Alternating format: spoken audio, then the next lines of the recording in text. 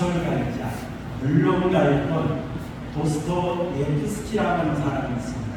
사진 한 장 올려주시면 이 사람이 도스토예프스키라고 하는 사람입니다. 이 사람은 16살 때 농부 근로자들에 의해서 아버지가 피살되는 것을 목격을 했습니다. 한참 청소년의 시기에 아버지가 피살이 되었으니 얼마나 충격이 컸겠습니까? 그래서 내가 이것을 복수해야 되겠다 라고 하는 그런 마음을 가지고 사회주의 운동에 뛰어들었다고 합니다. 그러다가 체포가 되었습니다. 그리고 사형 선고를 받았습니다. 이제 사형수가 되었으니 사형수를 싣고 이제 사형수가 복역계획 교도소로 가는 과정에 있었는데 한 간이역을 지나고 있었습니다. 그런데 그 간이역에서 한 아주머니가 작은 책을 하나 넘기고 있습니다. 그 책이 바로 신약 성경에 있다는 것입니다. 이제 감옥에 투옥이 되어서 할 일이 없죠. 그래서 그 성경책을 읽기 시작했습니다. 성경책을 읽다가 하나님의 음성을 들었습니다. 거기서 예수님을 만났습니다. 그리고 이 도스토예프스키는 나중에 이렇게 고백을 했어요. 많은 사람들이 그리스도는 진리가 아니다 할지라도 나는 예수와 함께 있고 싶다. 나는 진리보다 차라리 예수와 함께 있고 싶다라고 하는 그런 신앙 고백을 하게 된다는 것입니다. 성경을 읽다가 예수님을 만났어요. 그 예수님이 얼마나 좋았던지 예수님은 진리이기도 하지만 많은 사람들이 예수님이 진리냐 아니냐 논쟁이 많이 있지만 나는 예수님이 좋다. 그래서 나는 예수님과 함께 있고 싶다. 그런 신앙을 되고 있습니다. 후에 도스토예프스키는 이제 사형 선고를 받았기 때문에 사형을 당합니다. 사형 집행하는 과정에서 집행 직전에 사형이 면제되는 은혜를 받았습니다. 그래서 살아남은 살아남아서 세계적인 소설가, 문학가로 활동했던 사람이 바로 도스토예프스키. 여러분처럼 하나님을 만나면요 사람이 되나요? 사람이 우리 하나님의 놀라운 역사는 사람을 변화시키는 역사가 있다는 사실을 여러분 믿으시길 바랍니다. 오늘 본문의 말씀을 보면 제가 모태신앙입니다. 주일학교 때부터 이 설교를 참 많이 들었어요. 예수님께서 이 땅에 오셔서 제일 먼저 행하신 기적이 뭐냐? 성경 퀴즈 대회 잘 맞췄습니다. 가나 혼인잔치에서 물로 포도주를 만든 사건. 이 사건을 오늘 본문은 우리에게 말씀해주고 있는 걸 볼 수가 있습니다. 여러분, 우리 오늘 1절, 2절 한번 해볼까요? 1절, 2절 함께 보겠습니다. 시작. 사흘째 되던 날 갈릴리 가나에 홀례가 있어 예수의 어머니도 거기 계시고 예수와 그 제자들도 홀례의 전함을 받았더니 라고 말했습니다. 자, 사흘째 되던 날 그랬습니다. 이 사흘째 되던 날은 어떤 날이냐면 예수님께서 나다나엘과 빌립을 제자 삼으셨습니다. 그리고 그 후 사흘째 되는 날 그런 날 그때 갈릴리 가나에 홀례가 있었습니다. 아마 그 홀례는 예수님의 어머니 마리아 친척의 홀례였던 것 같습니다. 그래서 예수님의 어머니도 참석을 했고 예수님도 참석했을 뿐만 아니라 제자들도 참석을 했습니다. 그런데 그 집에 문제가 발생했습니다. 어떤 문제죠? 포도주가 떨어진지라 라고 3절에 이렇게 말하고 있는 걸 볼 수가 있습니다. 포도주가 떨어진다. 여러분, 그 당시에 유대인들은 홀례식을 행하는데 홀례 기간이 1주에서 2주간 되겠다. 그러다 보니까 이걸 준비하는 주인의 입장에서는 얼마나 만반의 준비를 해야겠어요. 얼마나의 손님이 올 것이고 얼마만큼의 음식이 필요할 것이고 계산해서 정성껏 준비를 했을 것입니다. 그런데 어찌된 건지 준비가 미흡했던지 아니면 손님들이 더 많이 왔던지 포도주가 떨어져요. 홀례식에서 흙을 덮고 분위기를 띄우려면 이 포도주가 있어야 되는데 포도주가 떨어져요. 그러니 주인의 입장에서는 참 난감할 수밖에 없습니다. 이 사실을 예수님의 어머니 마리아가 알게 되었습니다. 그리고 이 어려움의 문제를 해결하기 위해서 어머니 마리아는 예수님에게 이렇게 말하는 걸 볼 수 있어요. 저들에게 포도주가 없다. 이렇게 말하고 있어요. 자, 이 말의 의미는 어떤 뜻입니까? 포도주가 없다는 걸 그냥 알려주는 의미가 아니잖아요. 포도주가 떨어졌으니 문제가 발생했으니 이 문제를 해결해 달라 나가는 의미로서 포도주가 없다 이렇게 말하고 있습니다. 그런데 예수님은 어떻게 말씀하시죠? 나와 무슨 여자요? 나와 무슨 상관이 있나이다 라고 합니다. 우리 예수님도 쌀쌀맞게 말씀하실 것 같아요. 또 다르게 말씀할 수 있는데 나와 무슨 상관이 있나이다 이렇게 말씀하십니다. 그런데 그 앞에 뭐라고 말합니까? 여자요. 자, 우리 한국 사람들의 문화의 입장에서 보면 이 여자요 라고 하는 이 말이 좀 거슬립니다. 어머니에게 여자요 라고 했으니 버릇없는 거죠. 그러나 우리가 성경은 히브리인들의 입장에서 봐야 됩니다. 히브리인들의 문화에서 봐야 됩니다. 이 여자요 라고 하는 이 말은 헬라어로 비나이라고 하는 단어입니다. 이 말은 여자를 극존칭하는 그러한 용어예요. 그래서 왕의 아내에게 붙이는 그런 존칭이었다. 그리고 성경을 보면요, 예수님께서 여자여라고 하는 이 말을 크게 2번 하신 걸 볼 수가 있어요. 갈릴리 가나 홀례 집에서, 혼인잔치 집에서 드렸고요. 또 하나는 예수님이 십자가에 못 박혀 달려 있습니다. 요한복음 10장에 나옵니다. 십자가에 달려 있을 때 그때도 여자요 라고 이렇게 말씀하셨습니다. 지금 예수님께서는 어머니와 대화를 하는데 어머니와 아들 간의 대화이기도 하지만 지금 예수님의 입장에서는 인간과 인간의 대화가 아니라 예수님의 어머니는 인간이지만 지금 예수님은 메시아로서의 그 일을 이제 시작하는 과정에서 예수님의 어머니를 가리켜서 여자요 라고 이렇게 말씀하신 거죠. 그래서 여러분, 지금 예수님께서 나와 무슨 상관이 있나이까 라고 말을 하지만 사실 예수님께서는 이제 이 문제를 해결해 주실 것입니다. 하지만 분명하게 선을 긋습니다. 뭐라고 말씀하시느냐? 나와 무슨 상관이 있나이까 라고 말씀하신 후에 내 때가 아직 이르지 아니하였나이다. 내 때란 어떤 때입니까? 이 내 때란 메시아로서의 사역을 시작할 때. 그걸 지금 말씀하십니다. 아직은 내 때가 이르지 않았다 라고 말씀하시는 걸 볼 수가 있습니다. 하지만 예수님께서는 이 문제를 이제 해결해 주시는 걸 볼 수가 있습니다. 그 말을 듣고 예수님의 어머니는 뭐라고 말씀하실까요? 우리 5절 한번 볼까요? 우리 5절 말씀 함께 보겠습니다. 시작. 너희 어머니가 아이들에게 이르되 너희에게 무슨 말씀을 하시든지 어떻게 하라? 그대로하라. 너희에게 어떤 말씀을 하시든지 무슨 말씀을 하시든지 그대로 하라. 아멘. 아마 이 말은 이 예수님의 어머니는 지금 예수님께서 어떤 존재라는 사실을 분명히 알고 지금 했던 말 같아요. 왜 그럴까요?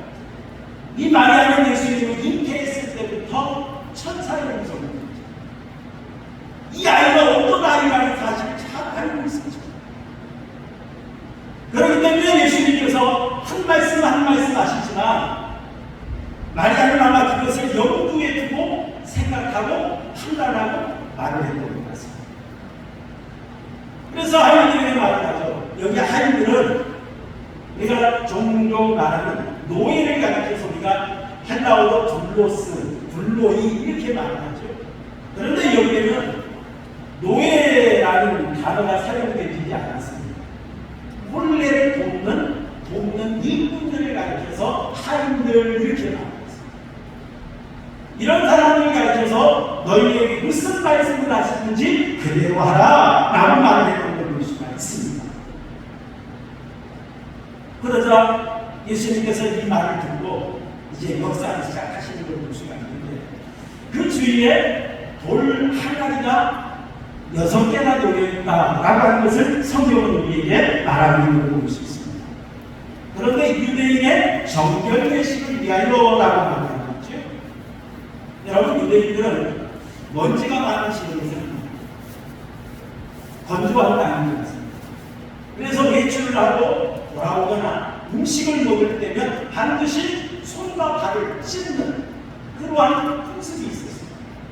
그것을 위해서 돌 하나로 물을 준비해 놓는 그러한 풍습이 있었거든요. 그 돌 하나가 6개나 거기에 놓여 있었습니다. 신학자들의 연구에 의하면 이 돌 하나의 하나의 크기가 어느 정도 될까라고 연구를 하면 쉽게 말씀을 드릴게요. 여러분, 드럼통 반절 정도의 양입니다. 드럼통 하나가 200리터인데 반절이면 100리터다. 한 그 정도 되는 항아리가 6개가 놓여 있었던 걸 볼 수가 있습니다. 그때 예수님께서 8절 이렇게 말씀하시죠. 항아리에 물을 채우라 라고 말을 하는 거예요. 실제로 제가 안 써놨는데 실제로 보니까 물을 채우라 라고 말을 하는 걸 볼 수 있습니다. 그러자 아이들이 아구까지 채웠던 걸 볼 수 있어요. 그리고 예수님께서 이제 여의장에게 갖다 주라 라고 말합니다. 여의장에게 갖다 주었더니 여의장이 그 포도주의 맛을 보고 감탄을 하고 칭찬을 합니다. 10절 한번 읽어볼까요? 10절 말씀 함께 읽겠습니다. 시작. 말하되 사람마다 먼저 좋은 포도주를 내고 취한 후에 낮은 것을 내거늘 그대는 지금까지 좋은 포도주를 얻었노라 라고 하면서 칭찬합니다. 대부분 취하기 전에는 좋은 포도주를 내놓고 취한 뒤에는 맛을 잘 모른다고 합니다. 저는 안 취해봐서 몰라요. 네, 맛을 잘 모르니까 취한 상태에서도 맛이 떨어진 그 포도주를 내놓는다고 합니다. 그런데 여기장이 지금 맛을 보는 포도주는 지금까지 나왔던 포도주보다 훨씬 더 맛이 좋은 그런 포도주였다는 것을 말하고 있는 걸 볼 수가 있습니다. 이렇게 예수님께서 첫 이적을 행한 사건이 바로 가나에서 물로 포도주를 만든 사건이 있습니다.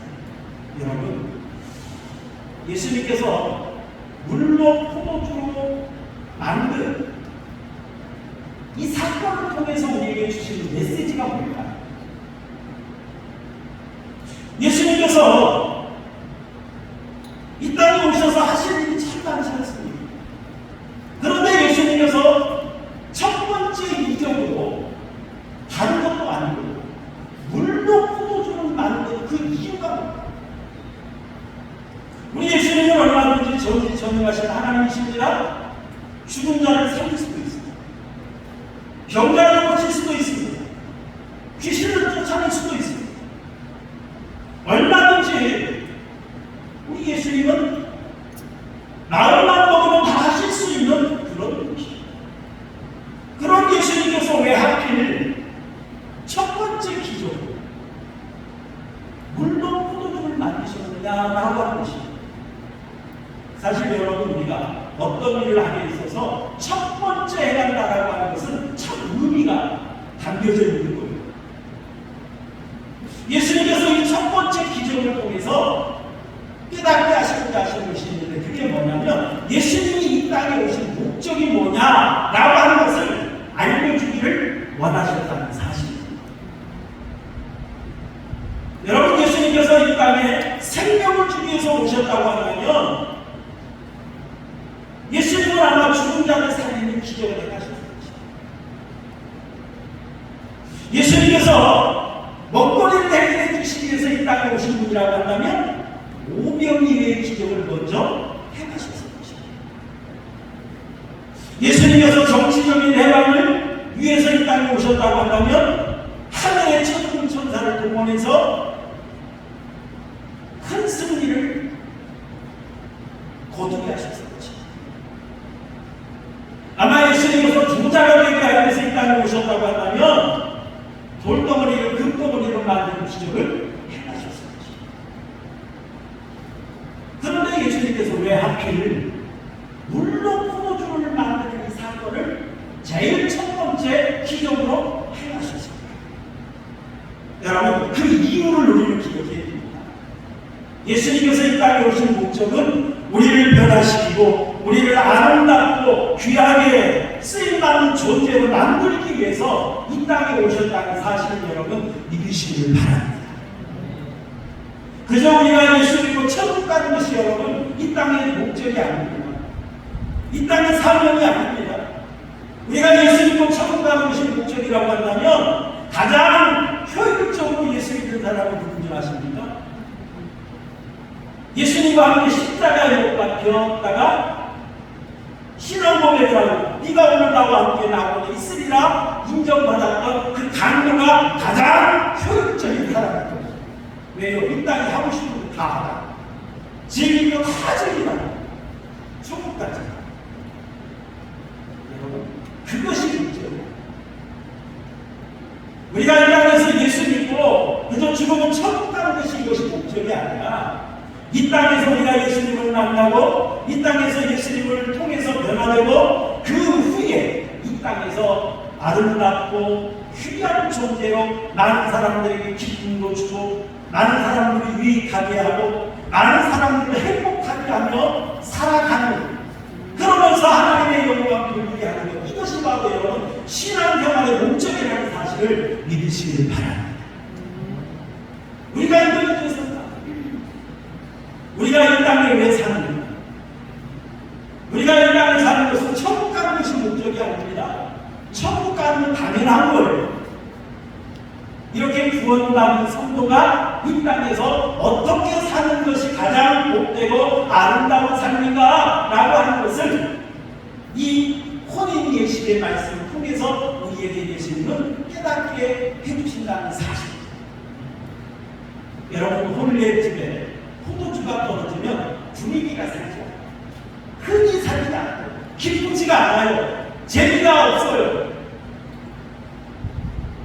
여러분, 이 땅에서 정말 하나님께서 우리 성도들을 특별히 일찍이 보내라시고 하나님의 은혜를 알게 하시고 하나님의 능력을 체험하게 하시고 그런 성도들이 이 땅에서 하나님의 역사를 나타내고 하나님의 영광을 드러내고 많은 사람들이 유익하게 함으로 이 땅에 하나님의 나라를 건설하는 것이 바로 하나님의 뜻이라는 사실을 여러분 믿으시길 바랍니다. 우리는 이걸 분명히 알아야 우리 신앙생활이 건강해요. 그저 예수 믿고 천국 가는 것이 목적이라고 생각하면 이 땅에서 마음대로 살아도 천국만 가면 되잖아. 죄 지은 거 용서하면 하나님, 용서를 구하면 하나님이 나를 용서해 주시죠. 여러분, 그렇게 살기 때문에 우리 성도들의 삶에 은혜가 없어요. 능력이 없어요. 내가 이 땅에 왜 사는지 목적을 우리 분명히 알아야 된다는 사실. 여러분, 우리 포도주로 된 이 기적은 결핍에서 넉넉함으로의 변화입니다. 포도주가 떨어졌어요. 자, 이 집주인의 입장에서는 어떻습니까? 아주 큰 결핍이 시작된 거죠. 지금 간절히 포도주가 필요합니다. 어디 가서 이 포도주를 구하죠? 걱정이 태산입니다. 그런데 예수님께서 항아리, 6항아리 가득히 포도주를 채워주셨어요. 하나도 없는 떡 상태에서 넉넉하게 풍성하게 채워주신 상태. 또 여러분 이제 근심에서 감사의 변화 상태. 주님을 걱정 못해서 홀리집에 참석한 손님들이 나를 비난하는 거죠. 이 손님들을 어떻게 해야 할지 걱정이 돼서. 그런데 예수님이 물로 포도주를 만들므로 인하여서 근심거리가 이제는 감사거리로 변화됩니다. 감사로 변하는 사람. 또 물론 포도주로 우리 포도주로 바뀌는 사람은 불안해서 감격으로 변합니다. 얼마나 불안하고 얼마나 스트레스가 있었겠어요. 주인의 입장에서. 그런데 주인의 놀라운 능력을 체험했으니 얼마나 감격했어요. 얼마나 행복하겠어요. 이렇게 변화된 사건이 바로 물로 우리 포도주로 변화된 사건이라. 여러분처럼 여러분들의 삶에 결 깊이 변하여 넉넉함으로 변화되는 역사가 있기를 주님의 이름으로 축원합니다. 여러분들의 삶에도 근심이 변하여 감사의 머리가 풍성해지는 그런 삶이 되기를 주님의 이름으로 축원합니다. 여러분들의 삶에도 이제는 불안한 그 심정이 이제는 감사가 넘치고 찬양이 넘치는 그런 삶으로 변화되기를 주님의 이름으로 축원합니다. 이렇게 우리가 변화할 수가 있어요.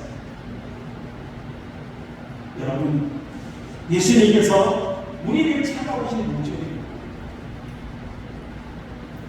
하나님께서 이 세상에 많은 사람들이 있지만 그 중에 특별히 나를 불러서 하나님의 품으로 인도하신 그 목적이 뭘까요? 죄인이 변하여 의인이 되게 하시기 위해서 불러주셨다는 사실을 믿으시기 바랍니다.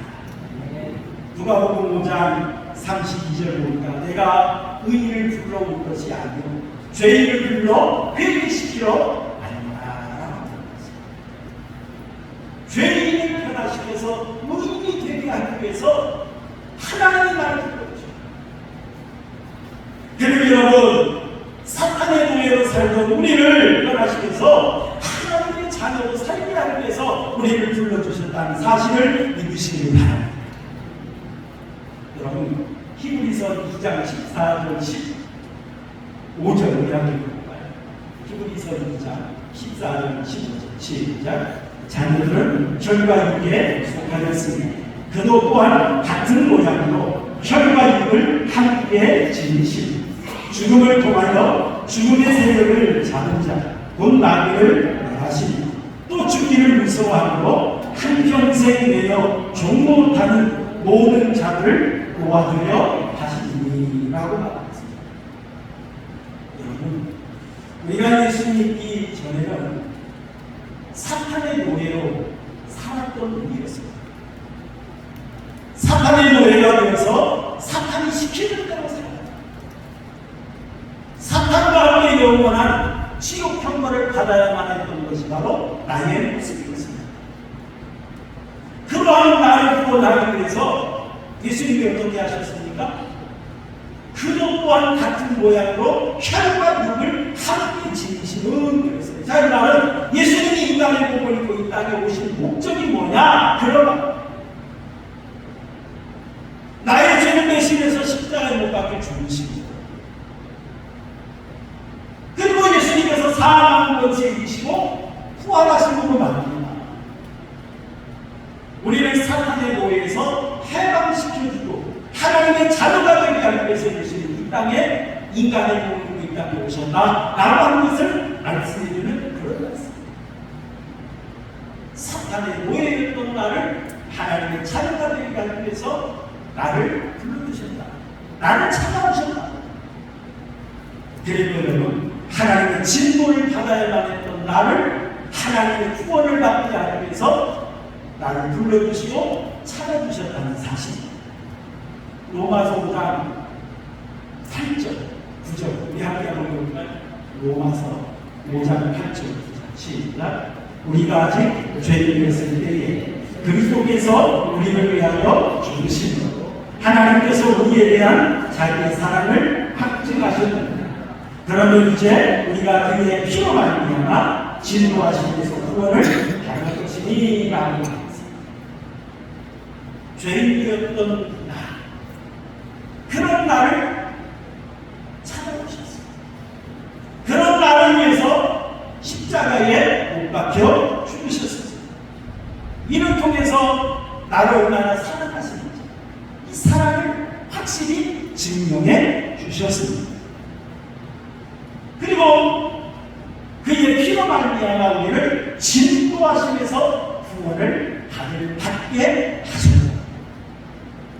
영원히 하나님의 진노를 받아야만 했던 나는 그런 나에게 하나님의 구원의 은혜를 허락하기 위해서 나를 찾아오셨다.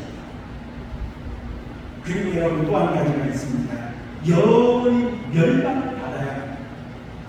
영원에 처해야만 했던 나를 영생으로 인도하기 위해서 나를 찾아오셨다는 사실입니다. 요한복음 3장 16절 17절 우리 함께 읽죠. 잘 아는 말씀입니다. 함께 봅니다. 시작. 하나님이 세상을 이처럼 사랑하사 독생자를 주셨으니 이는 그를 믿는 자마다 멸망하지 않고 영생을 얻게 하려 하십니다. 하나님이 그 아들을 세상에 보내신 것은 세상을 심판하려 하신 게 아니요 그로 말미암아 세상의 구원을 받게 하려 하십니다. 하나님의 세상을 이처럼 사랑하사 독생자를 주신 그 목적이 뭐냐? 영생을 얻게 하기 위함이에요. 영생을 얻게 하기 위해서. 하나님께서 아들을 이 땅에 보내신 것은 심판의 목적이 아니라 구원을 받게 하는 것이 바로 목적이다 라고 하는 걸 다시 한번 강조해 주십니다. 여러분 요한복음 5장 24절 우리 한번 읽어볼까요? 요한복음 5장 24절 이런 말씀을 여러분 암송하시는 분이 좋습니다. 함께 한번 읽어보겠습니다. 시작. 내가 진실로 너희에게 이르노니 내 말을 듣고 또 나 보내신 이를 믿는 자는 영생을 얻었고 심판에 이르지 아니하나니 사망에서 생명으로 열느니라. 여러분 내 말을 듣고 또 나 보내신 이를 믿는 자는 영생을 얻을 것이라가 아니라 얻었고 이미 얻었다. 바로 완료형을 사용하시는 겁니다. 이미 얻었다. 우리는 예수 믿음으로 영생 얻는 줄 믿으시기를 바랍니다. 우리는 영생 얻었어요. 여러분 내가 천국 갈까 못 갈까 여러분 걱정하지 마세요. 정말로 여러분이 진심으로 예수님을 믿었다면 여러분 영생 얻는 줄 믿으시기를 바랍니다. 왜 말씀하시잖아요. 영생을 얻었고 심판이 이르지 아니하나니 사망에서 생명으로 옮겨느니라. 이미 옮겨졌다. 여러분이처럼 하나님께서 죄인이 변하여 의인이 되게 하셨습니다. 저주받아야 나 사탄의 동행을 살던 나 그런 나를 하나님의 자녀가 되게 하셨습니다. 그런 나를 구원하기 위해서 영생 영원한 지옥 경고를 받아야만 했던 나에게 영원한 생명을 주기 위해서 나를 찾아오셨다. 여러분 이 은혜가 얼마나 귀한가. 여러분 이 사실을 여러분 믿으시길 바랍니다. 어찌 보면 이 세상에 많은 놀라운 일들이 있어요. 텔레비전 보면 세상에 이런 일이 있잖아요. 그것과는 비교할 수 없는 놀라운 기적 중의 기적이 바로 예수님이 나를 변화시킨 사실이라는 사건이라는 걸 여러분 믿으시길 바랍니다.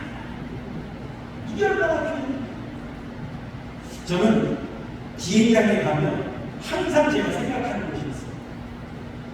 비행기가 얼마나 큽니까? 특히 여러분 수송기를 보면 날렵하게 생기지도 않았어요. 자, 멈춰가게 생겼어요. 뚱뚱하게 생겼는데 거기다가 엄청 땡기도 심고 나는 무기도 심고 나는 풍산도 심고 그리고 하늘을 날겠다고 이제 활주로로 나갑니다. 저는 그 모습을 보면서 저게 어떻게 날 수 있을까? 어떻게 뜰 수 있을까? 생각해봅니다. 그런데요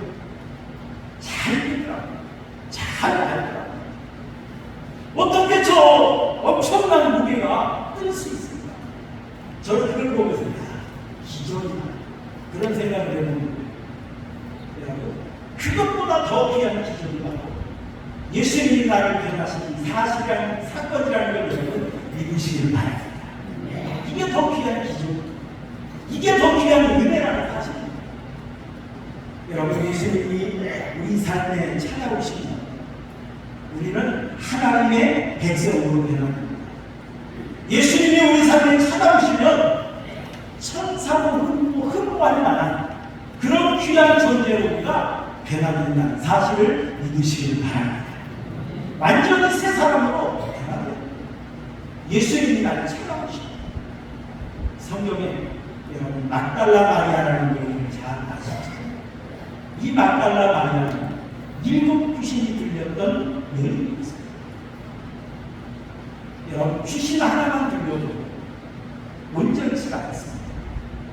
여러분, 귀신 하나만 들려도 육신의 병이 생기는 사람이 있습니다. 정신적으로 이상이 생긴 사람도 있습니다. 도덕적인 능력을 상실하고 분별력을 상실해서 다른 사람들이 보는데 비정상적으로 살아가는 그런 삶을 살아가는 사람들이 많이 있습니다. 귀신 들린 사람 보니까 머리도 감지도 않고 빗지도 않고 헛구도 있어요. 귀신 들린 사람 보니까 제대로 씻지도 않아요. 옆에가 얼마나 냄새가 나고 보기도 싫은지. 여러분, 지나가는 사람들에게 귀신 들린 사람 보면 옛날에 어때요? 욕하고 그렇잖아. 남을 해치려고 하죠. 귀신 하나만 들려드리는 거예요. 막달라 마리아는 7 귀신이 들렸다고 했어요. 그러니 얼마나 추했겠어요. 얼마나 흉측했겠어요. 얼마나 보기 상하겠어요. 그런 여인이 예수님을 만나니 놀랍게 변화되었어요. 예수님을 만나니 놀랍게 변화되어서 이 막달라 마리아가 예수님이 가셔서 복음 전하는 곳곳마다 막달라 마리아를 따라가서 함께 복음을 전했어요. 예수님을 만나니 막달라 마리아는 그 은혜 너무너무 감사해서 자기가 가진 모든 것 다 바치면서 헌신했어요. 막달라 마리아는 예수님이 가는 곳이라면 어디든지 따라가는 여력이 있어요. 그래서 다른 제자들은 예수님이 십자가에 못 박혀 죽으실 때 다 버리고 도망쳤잖아요. 그런데 그 십자가 밑에서 예수님의 어머니와 함께 눈물로 십자가를 바라보고 있던 여인 중에 하나가 바로 막달라 마리아였어요. 막달라 마리아였어요. 그리고 예수님이 죽으신 후에 시체가 무덤에 묻히자 그 예수님의 시체의 향을 나누기 위해서 부활절 아침에 맨 먼저 찾아간 여인이 바로 막달라 마리아였어요. 그러다가 천사를 만났어요. 천사가 어찌하여 살아있는 자를 죽은 자 가운데서 찾느냐? 나만이 말했어요. 그리고 제자들에게 가서 예수님이 부활하신다. 부활의 소식을 제일 먼저 전한 여인이 바로 막달라 마리아였어요. 여러분, 그러니 주님 막달라 마리아는 예수님을 만나고 이렇게 변화되고 새로운 삶을 살게 되었으니 얼마나 감사합니다. 얼마나 복된 삶을 나누고 살았어요. 사랑하는 여러분, 예수님이 나를 위해 찾아오셨어요. 예수님이 나를 위해 구원해 주셨어요. 예수님이 나를 변화시켜서 정말 이 땅에 많은 사람들에게 유익을 주고 기쁨을 주고 행복을 주고 생명을 주고 하나님의 은혜를 나누도록 하기 위해서 나를 찾아와 주시고 변화시켜 주셨다는 사실을 여러분 믿으시길 바랍니다. 우리가 이런 귀한 은혜를 받은 사람, 우리가 이 귀한 사명을 받은 사람이라는 사실을 여러분 믿으시길 바랍니다. 그러므로 우리가 이 땅에 어떻게 살아야 되겠습니까? 이 땅에 사는 목적이 어떤 것이 되어야 되겠습니까? 이 땅에서 나만 잘 살면 돼. 이 땅에서 나만 재밌으면 돼. 이 땅에서 나만 편하면 돼. 그것은 세상 사람들의 기준이에요. 예수님이 나를 변화시킨 목적입니다. 예수님이 나를 구원하신 목적입니다. 예수님이 나를 선택하신 목적, 예수님이 나를 세우신 목적, 여러분의 귀한 사실을 믿으시고 이제는 변화되어서 많은 사람들에게 기쁨을 주고 행복을 주고 생명을 나누고 은혜를 나누며 살아가는 성도님의 삶이 되시기를 주님의 이름으로 축원합니다.